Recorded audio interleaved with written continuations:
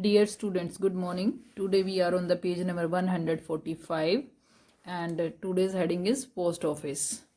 Post office के बारे में हम पढ़ रहे हैं. पोस्ट ऑफिस में आप क्या करने जाते हैं? लेटर्स डालने या फिर पार्सल्स कहीं एक जगह से दूसरी जगह पे भेजना, तो हम पोस्ट ऑफिस की हेल्प लेते हैं. ठीक है.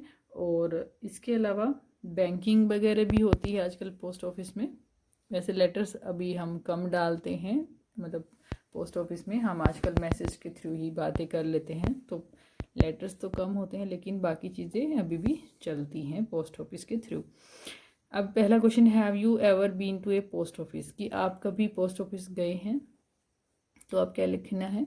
आप ज़्यादा लोग गए होंगे मेरे को लगता है, तो इसलिए यस, और अगर नहीं गए हैं तो नो लिखेंगे. ठीक है. अगर यस है तो क्या लिखेंगे? Yes I have been to a post office. ठीक है. यस आई हैव बीन, देखो यहाँ पे लिखना है हैव बीन. यहाँ से क्वेश्चन में है ये, वैसे हैव बीन, यहाँ से देखो बीन के बाद सारा ये पूरा आ जाएगा यहाँ पे. Yes I have been to a post office. ठीक है, ये पूरा आ जाएगा. कॉपी पर लिख लेना इसको, यहाँ पर स्पेस नहीं है, कम है. What different things do people go there for, कि किन अलग अलग चीज़ों के लिए वहाँ पर जाते हैं लोग. ठीक है, पोस्ट ऑफिस में मतलब किस लिए जाते हैं, हम ये लिखना है. ठीक है, तो इसके लिए देखिए क्या लिखेंगे. देखिए पहले का आंसर ये था, yes I have been to a post office. ठीक है, फिर उसके बाद दूसरे का है, people go there for purchasing postal items. Postal items मतलब जो पोस्ट करने के आइटम्स हैं वो, जैसे पोस्ट कार्ड और लेटर्स. ठीक है, पोस्टिंग लेटर्स. इसके अलावा लेटर्स पोस्ट करने जाते हैं, और पार्सल्स भेजने जाते हैं. एंड बैंकिंग एट्सेट्रा, और बैंकिंग मतलब पैसे जमा वगैरह कराने जाते हैं. पोस्टल आइटम्स में क्या जाते हैं, जैसे पोस्ट कार्ड, लेटर या फिर स्टैम्प. ठीक है, स्टैम्प भी होती है ना, वो भी हम वहाँ से खरीदते हैं.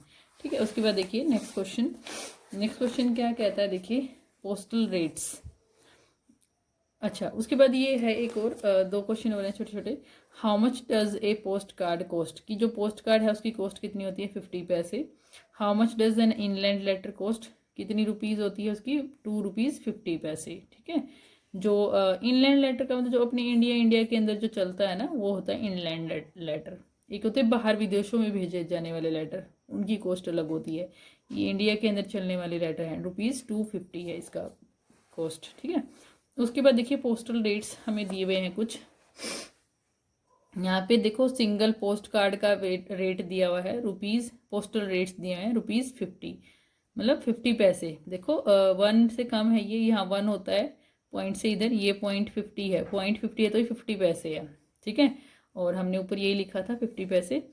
प्रिंटेड पोस्ट कार्ड, अब देखो सिंगल ये सिंपल पोस्ट कार्ड था. ठीक है, उसके प्रिंटेड पोस्ट कार्ड कह रहा है ये.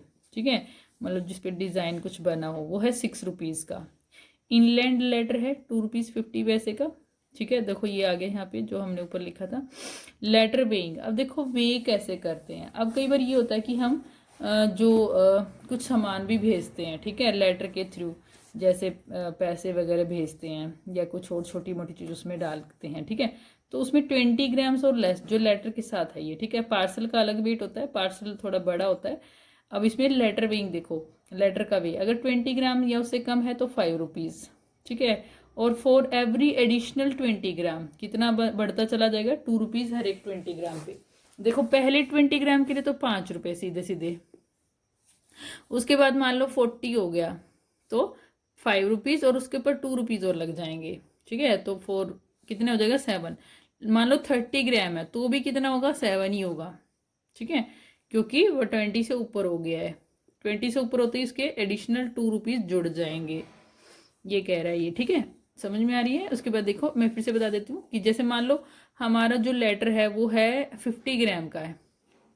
ठीक है, 50 ग्राम का. अब पहले 20 ग्राम के लिए 5 रुपये, फिर अगले 20 ग्राम के लिए 2 रुपये, और फिर एक और 10 रुपये, एक और 10 ग्राम रह गया ना, 10 ग्राम एक और रह गया क्योंकि 50 ग्राम था. उस 10 ग्राम के लिए भी 2 रुपीज़ लगेंगे. मतलब हर एक 20 के बाद 2 रुपीज़ बढ़ जाएंगे. पहले 20 के लिए तो 5 रुपीज़, और फिर अगले 20 के लिए 2 रुपीज़ ऐड होते चले जाएंगे.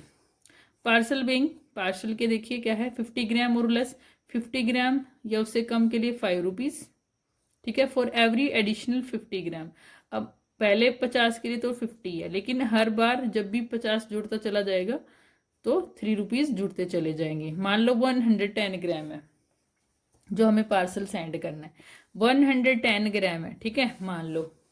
अब पहले 50 के लिए कितना, 5 रुपये, ठीक है। फिर उसके बाद अगले 50 के लिए 3 रुपीज़ है ना, देखो यहाँ पे 3 रुपीज़ है अगले 50 के लिए। उसके बाद देखो 100 हो गया, अब 10 और बचा हुआ है। अब अगले 50 के लिए भी 3 होता है, लेकिन चाहे वो हम 50 लें या फिर मतलब अगले जितने, जब तक 50 नहीं हो जाता है तब तक वो 3 रुपये लगेंगे, चाहे वो 10 हो, 20, 30, 40, 50 होती। 50 के बाद अगला 50 होएगा तो फिर और 3 रुपीज़ लगेंगे। तो इस 10 ग्राम के लिए भी 3 रुपीज़ लगे, यानी कि कितने लगे टोटल, 5 और 3 8 और 3 11 रुपीज़ लग जाएंगे 110 ग्राम के लिए। तो हर एक पहले 50 है उसके लिए 5 रुपीज़, फिर अगले अगले 50 के लिए भी, ठीक है, 50 और जोड़ दो तो 3, लेकिन आगे 50 नहीं है, 10 नहीं है, तो उसके लिए भी 3 रुपीज़ लगेंगे। अब देखो क्या कहता है, look at the postal rates given in the chart, की जो पोस्टल रेट्स हैं उनको देखो चार्ट में।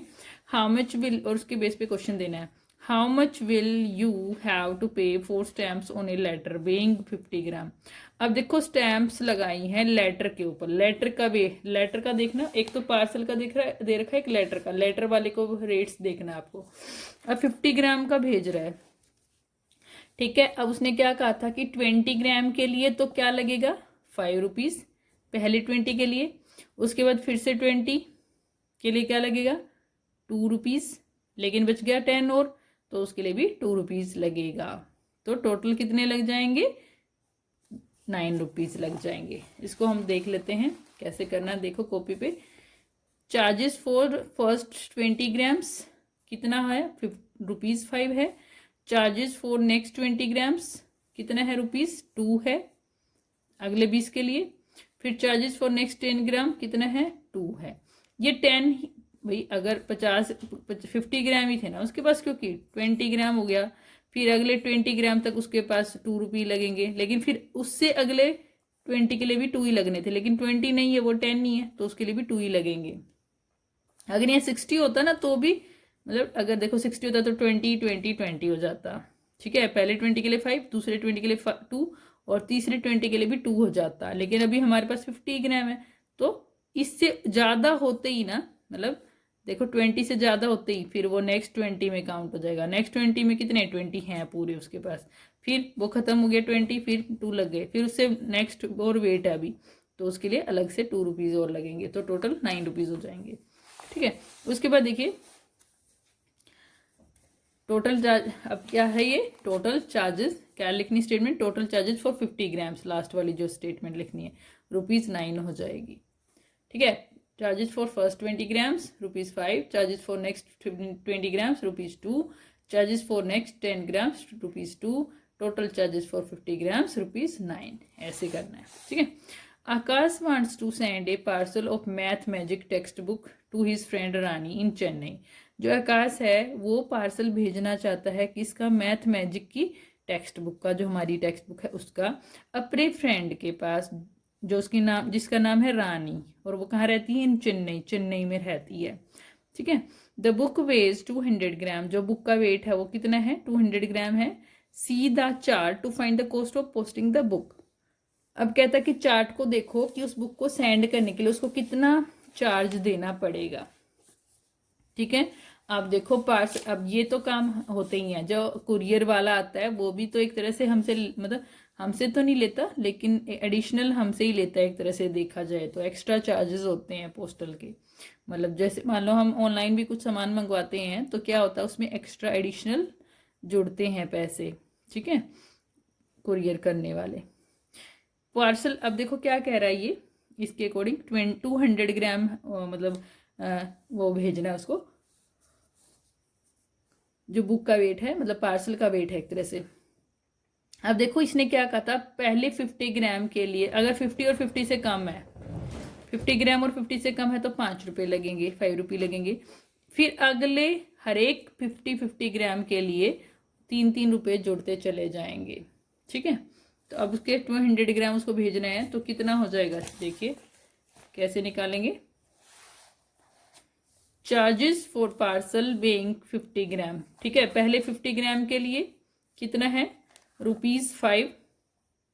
ठीक है, चार्जेस फॉर फर्स्ट 50 ग्राम, यहाँ पे हम ये सीधा सीधा ये भी लिख सकते हैं, ये ना लिख के चार्जेस फॉर लिख दोगे तो भी बेटर है। Charges for first 50 gram equal to ₹5। Charges for next 3 times 50 gram. अब देखो 150 ग्राम और है ना, क्योंकि 200 ग्राम है, पहले 50 ग्राम हो गया, उसके बाद क्या है 150 ग्राम है, और 150 ग्राम का मतलब 3 बार 50-50 है, और जब 3 बार 50-50 है तो 3 बार 3 जुड़ेगा ना, 3 टाइम्स 3, 3 टाइम्स 3 टाइम्स का मतलब क्रॉस होता है, 3 टाइम्स 3 इक्वल टू 9, ₹9 जुड़ जाएंगे 150 ग्राम के। तो इसलिए total charges for 200 gram parcel कितना हो जाएगा, ₹5 और ₹9 कितना, ₹5 और ₹9 कितना हो जाएगा, ₹14 हो जाएगा, मतलब उसको ₹14 देने पड़ेंगे।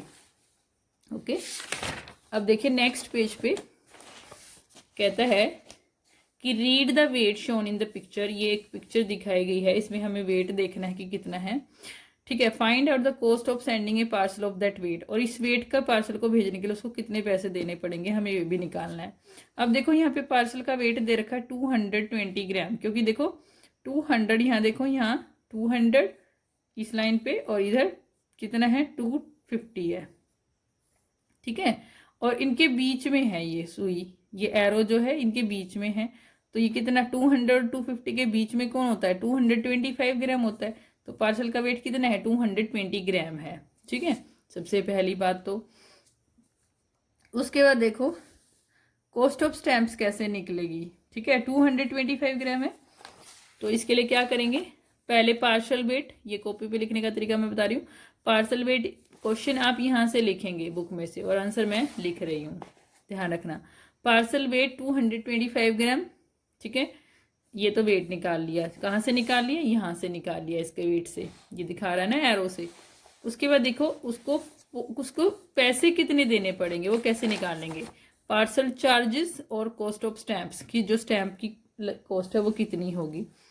पहले पहले 50 ग्राम के लिए कितना होगा, ₹5 बोला था इसने, है ना, पिछले आप देखो पीछे वाले पेज पे इन्होंने दिया हुआ है कि पहले 50 ग्राम के लिए कितने हैं, 5 हैं, और फिर हर एक 50 ग्राम के लिए 3 रुपीज़ ऐड होते चले जाएंगे। ठीक है, अब देखो यहाँ पे क्या होगा, पार्सल चार्जेस और कॉस्ट ऑफ स्टैम्प्स कितनी होगी, फॉर फर्स्ट 50 ग्राम ₹5, और फॉर नेक्स्ट 150 ग्राम। अब 150 ग्राम है ना, तो 3 बार 50-50 है, ये एक तरह से भाई 50-50-50 3 बार है ना, 150 के अंदर 50-50 3 बार है, क्योंकि 50 + 50 + यही होगा ना 150, तो 3 बार है ना, तो इसके लिए ₹3, फिर इसके लिए ₹3, और इसके लिए भी ₹3, मतलब टोटल 3 टाइम्स 3 हो जाएगा ना, मतलब 3 टाइम्स 3 का मतलब ₹9 हो जाएगा। देखो 3 × 3 = ₹9 फॉर नेक्स्ट। अभी लेकिन 200 ग्राम हो गया यहाँ तक, अब लेकिन 25 ग्राम और है। अब देखो यहाँ तक उसने दे दिए थे 3, लेकिन अब उसके पास 25 ग्राम है, अब 50 ग्राम नहीं है, लेकिन फिर भी उसको कितने देने पड़ेंगे, ₹3 और देने पड़ेंगे, ₹3 और देने पड़ेंगे। ठीक है, तो आप जोड़ दो सबको, टोटल चार्जेस कितना आ जाएगा, 5, 9 और 3 टोटल ₹17 आ जाएगा। ठीक है, इस तरह से 225 ग्राम के लिए उसको ₹17 देने पड़ेंगे।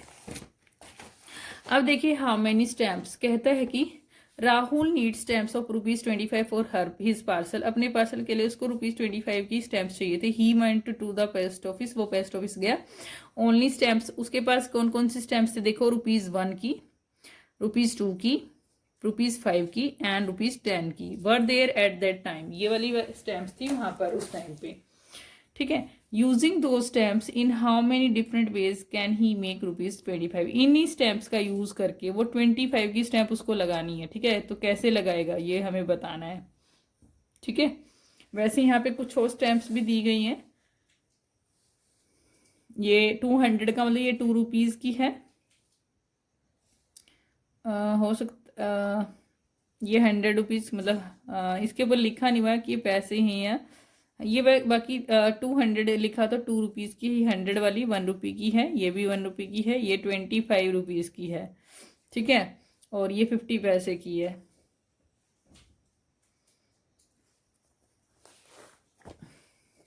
अब देखिए,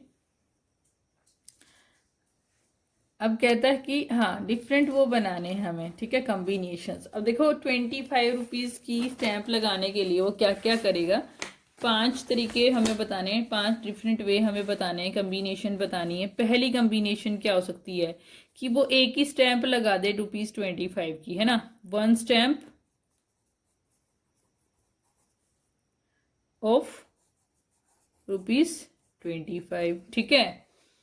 या फिर क्या करे, दूसरा क्या लगा दे वो, 10 रुपीज़ प्लस में 10 रुपीज़ और प्लस में 5 रुपीज़ की स्टैंप लगा दे, दूसरी कॉम्बिनेशन, ठीक है।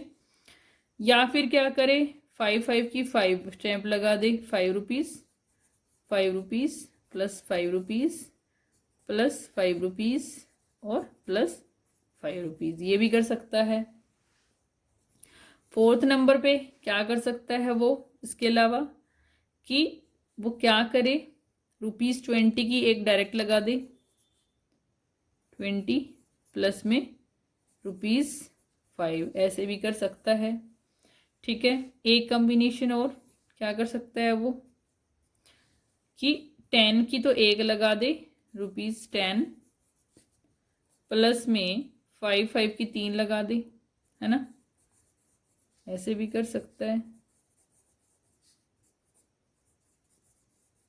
या अभी और भी वैसे कर सकता है क्योंकि उसके पास 2 रुपीज़ और 1 रुपये की भी है ना, हाँ, तो ये भी तो कर सकता है वो कि एक 10 की लगा दे, फिर से एक 10 की लगा दे और 2 रुपीज़ की 2 लगा दे, प्लस में 1 रुपीज़ की रहेगी ना एक और, हाँ, ऐसे भी तो कर सकता है। 10 10 20, ठीक है, 20 और 2 और 2 4, 4 और 1 5, 25 हो गया ना टोटल, ये भी तो ऐसे भी कर सकता है वो।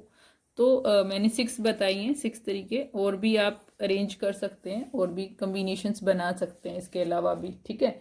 तो ये कम्बिनेशंस बना लेना आप और भी, ठीक है। तो ये हो गया। उसके बाद देखिए next question, our weigh together, ठीक है।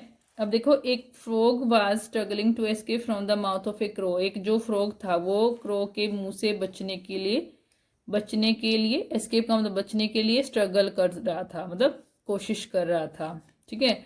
हाउ कैन आई एस्केप, मैं कैसे बच सकता हूँ, द फ्रॉग थॉट, फ्रॉग ने सोचा, suddenly a trick came to his mind, अचानक, सडनली का मतलब अचानक, एक ट्रिक का मतलब एक तरीका, एक उसको आइडिया आया, उसके दिमाग में आया, एक विचार, एक ट्रिक आई उसके माइंड में, इसके दिमाग में।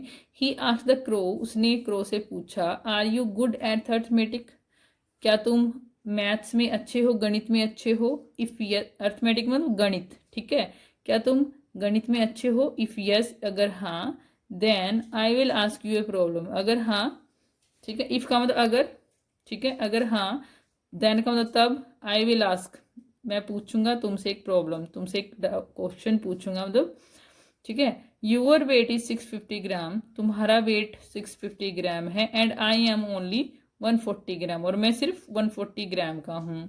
How much do we weigh together, हम दोनों का वेट कितना होगा मिलाकर, ये कह रहा है, ठीक है। अब देखो कितना है, क्रो का 650 ग्राम और उसका 140 ग्राम, अब कहता कि अब हम दोनों का मिला के वेट कितना होगा। The crow was good at mathematics, crow जो था वो अच्छा था गणित में, मैथ्स में।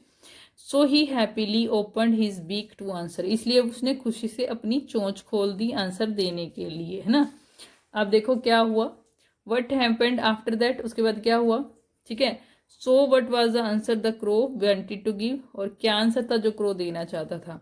देखो द मोमेंट, अब क्या हुआ, the moment the crow open his beak, जैसे ही क्रो ने अपनी चोंच खोली, ठीक है, हिज बीक मतलब अपनी चोंच खोली, हिज आएगा यहाँ पे, दिख रहा है वैसे, so his beak, the frog escape, जो फ्रॉग था वो बच गया, बच के निकल गया। द क्रो, अब क्या आंसर देना चाहता था वो भी लिख लेते हैं, ये वाले का आंसर ये हो गया यहाँ तक, फुल स्टॉप तक। उसके बाद नेक्स्ट क्वेश्चन का आंसर है, द क्रो वांटेड टू से, जो क्रो है वो क्या कहना चाहता था, 650 प्लस में 145 ग्राम इक्वल टू 795 ग्राम। तो ये आंसर वो देना चाहता था क्योंकि वो मैथ्स में अच्छा था।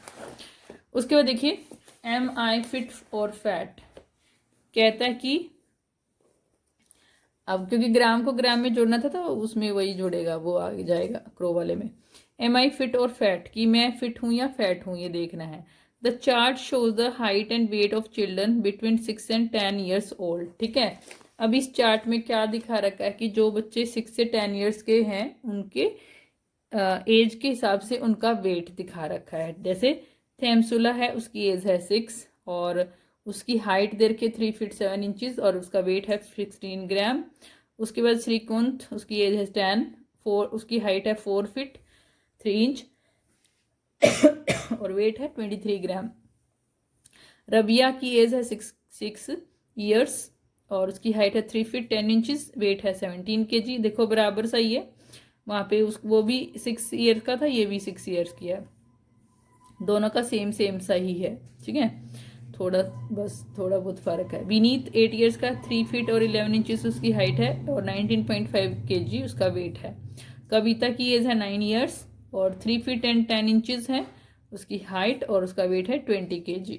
ठीक है, अब now you also fill the table by finding out the age, height and weight of any 5 friends. तो ये आप अपने फ्रेंड्स की आपको भरनी है, उसका नाम, उसकी एज कितनी है और उसकी हाइट कितनी है और उसका वेट कितना है। आप अपने नेबर में भी मतलब अपने पड़ोस में भी कर सकते हैं पूछ के बच्चों से काम, या फिर अपनी क्लास वाले बच्चों से पूछ के कर सकते हैं ये काम। ठीक है, can you make my health chart, क्या तुम मेरे हेल्थ चार्ट बना सकते हो। मतलब एलिफेंट बोल रहा है। ठीक है, और यहाँ पे एक चींटी है जो एंट है, वो भी बोलिए माई हेल्थ चार्ट टू, मेरा हेल्थ चार्ट भी।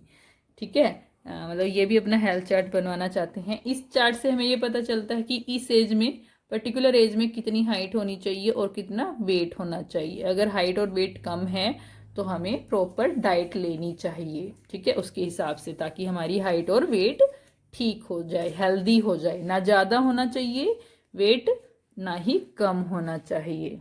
ठीक है, एक हेल्दी डाइट हमें लेनी चाहिए जिससे हमारा वेट और हाइट सही रहे। उसके बाद देखिए पजल है हाउ मेनी ऑरेंजेस। ठीक है, अब देखिए क्या है ये, ऑल ऑरेंजेस है इक्वल वेट, जितने भी ऑरेंजेस है ना इक्वल वेट के हैं, पहली बात तो ये मान के चलना है। ठीक है, the 2 papayas have the same weight, और जो पपाया है वो भी सेम वेट के हैं। The weights in the first and second balances are equal. अब ये कह रहा है कि जो वेट है ना फर्स्ट बैलेंस में और सेकेंड बैलेंस में इक्वल है। ठीक है, मतलब इक्वल है, मतलब ये आपस में इक्वल है। ठीक है, कहने का मतलब ये है। How many oranges balance the weight in the third, अब कहता है कि कितने ऑरेंजेस जो हैं वो बैलेंस करेंगे थर्ड वाले बैलेंस में, जो 2 चीजें रखी हैं उनको। ठीक है, अब देखो क्या होगा, यहाँ पे ध्यान से देखना। यहाँ पे कहता है कि एक मैंगो और एक ऑरेंज रखा हुआ है, दूसरी साइड क्या रखा हुआ है, 3 ऑरेंज हैं। ठीक है, यानी कि एक साइड क्या है मैंगो प्लस में ऑरेंज इक्वल टू 3 ऑरेंजेस हैं। ओ से रिप्रेजेंट कर लेंगे ऑरेंज को और एम से मैंगो को।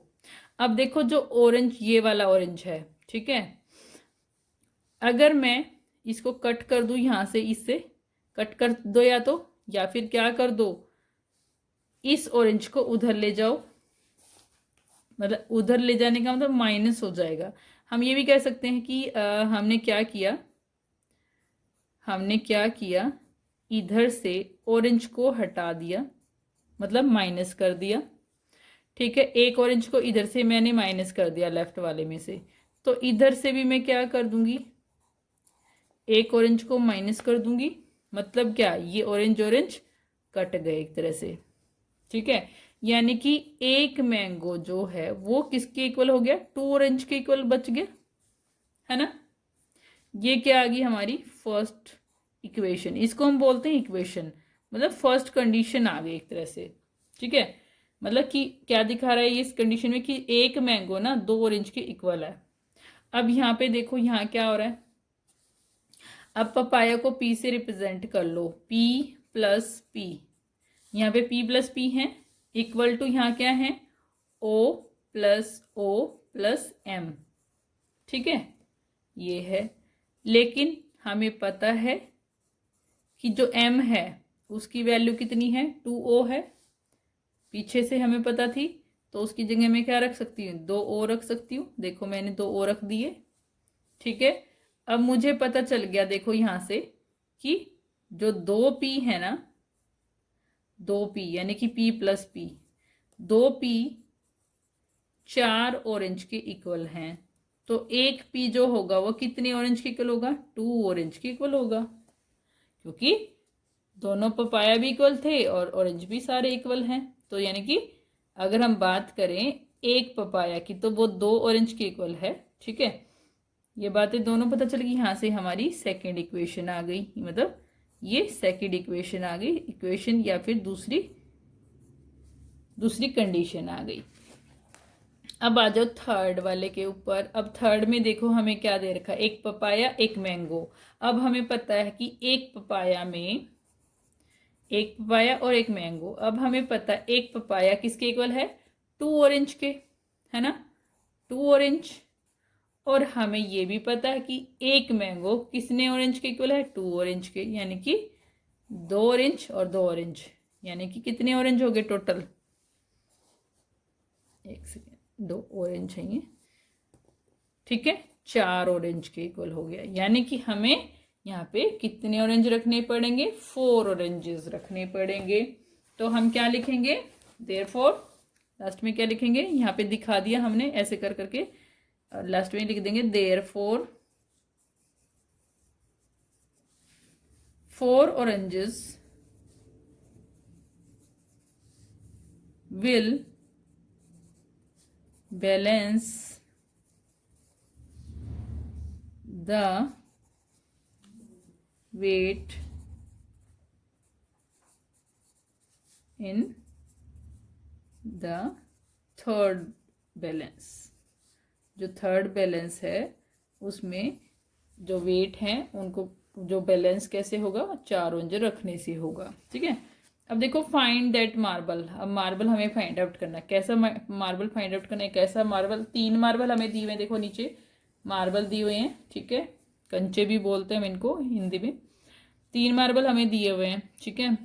अब इसमें से पूछ रहा है कि कौन सा मार्बल, एक मार्बल ऐसा है जो दूसरे 2 मार्बल से या तो हल्का है या भारी है, और 2 मार्बल इक्वल हैं, ठीक है। देर आर 3, अब हमें पता लगाना कि कौन सा वो मार्बल है जो हल्का या भारी है। There are 3 marbles of the same size but 1 marble is slightly heavier or lighter than the other 2। ये कह रहा है कि 3 मार्बल हैं सेम साइज के, लेकिन एक मार्बल ना थोड़ा सा या तो भारी है या हल्का है दूसरे 2 से। Can you find which is that marble and if it is heavier or lighter. आप कैन यू फाइंड, क्या पता लगा सकते कि कौन सा मार्बल है जो हल्का है या भारी है, ठीक है। You can use a balance only 2 times, और 2 बार ही बैलेंस यूज करना है, 3 बार नहीं करना है, ठीक है, ये ध्यान रखना है, ठीक है। तो देखो इसके लिए हम क्या करेंगे, इसके लिए हम करेंगे, देखो क्या ले लिए हमने, let M1 M2 and M3 be the 3 marbles, ठीक है। 3 मार्बलों के नाम रख दिए हमने, ये जो 3 मार्बल थे M1 M2 और M3 नाम रख दिए इनके कलर के हिसाब से, कि जो येलो कलर का वो M1 है, रेड कलर वाला M2 है, और जो ग्रीन कलर का वो M3 है, ठीक है। तो उनके नाम रख दिए। One of them is heavier or lighter than the other, उनमें से एक कैसा है, हल्का है या भारी है, हमें पता लगाना है। अब इसके लिए केस 1, मतलब एक बार जब हम तोल रहे हैं, 2 बार बैलेंस यूज करना है। एक बार हमने यूज किया, क्या किया, एक बार यूज करके हमने put marbles M1 and M2। एक बार हमने एक में जो बैलेंस के 2 पलड़े होते हैं, पैन होते हैं, उनमें एक में हमने M1 रखा और एक में M2 रखा, ठीक है। तो वही कह रहे, देखो put marbles M1 and M2 in 2 pans of a balance, balance के 2 पलड़ों में हमने M1 M2 रख दिया। If both will be equal, अगर वो दोनों इक्वल आ जाते हैं तो M3 ही हल्का या भारी होगा, यहाँ से ही पता चल जाएगा। लेकिन अगर यहाँ से हमें पता नहीं चला कि M1 और M2 इक्वल हैं, या मतलब हमें पता नहीं चला, ठीक है। अब हमें हो सकता है कि M1 हल्का हो और M2 भारी हो, यहाँ से ये भी हो सकता था कि M1 is less than M2 या फिर M1 is greater than M2, ये भी हो सकता था यहाँ पे, ठीक है। लेकिन अगर वो इक्वल हैं, ठीक है, तो M3 हो जाएगा भारी। ओके, यहाँ से हमें क्या पता चल सकता था कि अगर M1 लेस हो जाता M2 से, ठीक है, M2 से लेस हो जाता M1, तो क्या यहीं से हमें पता चल जाता कि जो M2 है, क्योंकि ये हल्का है लेकिन यहाँ पे ये भारी है, यहाँ से हमें लेकिन ये नहीं पता चल रहा कि वो M2 और M3 इक्वल है या नहीं, यानी यहाँ हमें ये नहीं पता चल रहा, ठीक है। सिर्फ हमें यहाँ से ये पता चल सकता है कि हल्का और भारी, ठीक है। तो अब अगला केस क्या हो सकता है, यहाँ से हमें पता चल जाएगा, मान लो M1 लेस आ गया, ठीक है, लेकिन अभी हमें ये नहीं पता कि वो M3 के इक्वल है या नहीं, ठीक है। तो उसके लिए हमें एक बार और वे करना पड़ेगा ना, पुट M1, अब पहले M1 और M2 को रखा था, अब M1 एंड M3 को रख दिया इन डिफरेंट पैन, ठीक है, M1 और M3 रख दिए। इफ दे आर, अब M1 अगर और M3 इक्वल हैं, देन अब यहां से देखो हमने क्या किया, ध्यान से समझना, ये थोड़ा सा मुश्किल क्वेश्चन है लेकिन एक बार समझ में आ गया तो आ जाएगा। देखो पहले हमने क्या किया था, M1 और M2 को रख दिया था पलड़ों में, ठीक है। अब वहां से हमें क्या पता चला कि अगर दोनों इक्वल हैं तो ठीक है, फिर तो कंडीशन ही नहीं, नेक्स्ट में हमें वे करने की जरूरत ही नहीं, ठीक है, इक्वल हैं तो। लेकिन अगर इक्वल नहीं है तो फिर हमें एक बार और वे करना पड़ेगा, दूसरी बार हमें बैलेंस का यूज करना पड़ेगा, ठीक है। समझ में आया, अगर M1 और M2 इक्वल हैं तो फिर तो जरूरत ही नहीं है करने की दोबारा वेट, लेकिन अगर वो इक्वल नहीं है तो हमें दोबारा वेट करना पड़ेगा। फिर हमें क्या करना पड़ेगा, put M1 and M3 in different pan, ठीक है। फिर हमें क्या करना पड़ेगा, M1 और M3 को पैन में रख लेंगे अलग अलग में। इफ दे आर इक्वल, अब फिर से देखो अगर M1 और M3 इक्वल हैं तो फिर तो कंडीशन ही खत्म, फिर भी हमें पता चल जाएगा कि M1 और M3 इक्वल है, M2 कैसा है, हल्का या भारी है। लेकिन अगर वो इक्वल नहीं है तो हम क्या करेंगे, अब हमें पता चल गया, देखो यहाँ से, but if M1 is less than M3, ठीक है, जो M1 है वो लेस देन है M3 से, या भारी भी हो सकता है, यहाँ पे ग्रेटर देन भी हो सकता है। तो उस केस में हमें पता चल गया कि जो M2 है ना वो इक्वल टू है M3 के। अब क्यों, क्योंकि देखो यहाँ पे हमें ये पता चल गया, अगर इक्वल नहीं है तो उसमें से एक या तो हल्का होगा एक भारी होगा, या तो M1 भारी होगा या M3 भारी होगा। तो उस केस में क्या पता चल गया कि जो M2 है वो M3 के इक्वल है, और M1 ही क्या है या तो हल्का है या भारी है, ठीक है। यहाँ पे जरूरी नहीं है लेस देन ही हो, ग्रेटर देन भी हो सकता है, ठीक है, और करके लिखेंगे यहाँ पे, ये भी हो सकता है कि M1 ग्रेटर देन हो M3 से। तो यहाँ पे M1 इज लाइटर और हैवियर, ये हम बता सकते हैं, ठीक है। थोड़ा दिमाग लगाना इस क्वेश्चन के लिए, अच्छा सा क्वेश्चन है ये, ठीक है। फिर से एक बार मैं बता देती हूँ, अगर नहीं समझ में आया तो M1 और M2 को दो पेन में रखा, अगर वो इक्वल है तो चक्कर ही खत्म हो जाएगा क्वेश्चन, क्योंकि M3 ही बचेगा उस केस में। अगर वो इक्वल नहीं है तो फिर हम दूसरी बार वे करेंगे किसको, M1 और M3 को, ठीक है। अब अगर M1 और M3 इक्वल हैं तो फिर से खत्म केस, M2 बच जाएगा हैवी और लाइटर। लेकिन अगर वो इक्वल नहीं है तो फिर हम क्या करेंगे, फिर हम ये देखेंगे कि M1 बड़ा है या छोटा है, ठीक है, किससे, M3 से, ये देखेंगे, ठीक है। वही हो सकता है वो हो, अगर इक्वल नहीं आएगा तो उस केस में क्या हो जाएंगे, इक्वल कौन हो जाएंगे, M2 और M3। तो जो हल्का और भारी बचेगा कौन बचेगा, M1 बचेगा, ठीक है। That's all for today's class, have a nice day. इसी के साथ ये चैप्टर भी खत्म हो गया। और